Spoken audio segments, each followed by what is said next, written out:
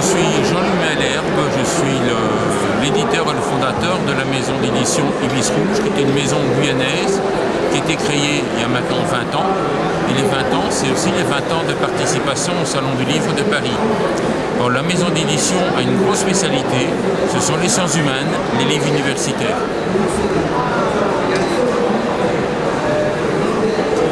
Surtout, mais vous avez publié aussi des...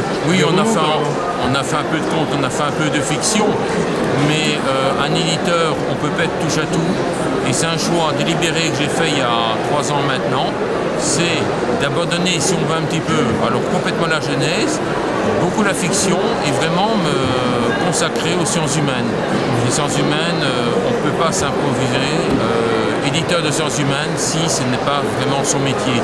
C'est assez particulier, mais très enrichissant, parce que nos auteurs sont des universitaires, et donc Ibis Rouge, au niveau des livres universitaires, on est connu dans le monde entier. Sciences humaines en général, donc vous avez histoire, anthropologie, ethnologie. Histoire, anthropologie, ethnologie, géographie, etc. Du plateau des Guyanes, mais également des Antilles. Donc c'est vraiment... alors, au niveau Guyane, c'est vrai qu'on a énormément de livres d'histoire, c'est beaucoup de choses à dire. Je crois que vous travaillez seul. Oui, c'est quand même une maison d'édition importante, et vous publiez combien de livres à peu près Alors, j'ai publié, une année, j'ai fait 52 livres dans un an. En un an, c'était un livre par semaine.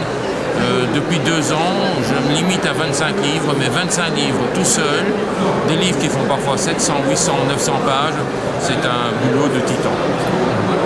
Ça fait très longtemps que vous venez au Salon du Livre. Qu'est-ce que vous attendez de ce salon-ci 2014, de cette édition? Rien. En fait, je vous explique.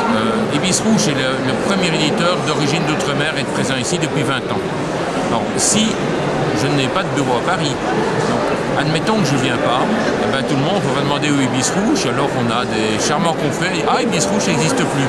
En fait, on est pratiquement obligé de venir chaque année. Ibis Rouge serait par exemple un éditeur à Paris, je ne viendrai plus, Présence africaine ne vient plus non plus, mais ils sont présents à Paris, donc c'est beaucoup plus simple. Donc notre présence, c'est surtout de rencontrer les auteurs et montrer un peu ce qu'on fait comme collection. C'est bon.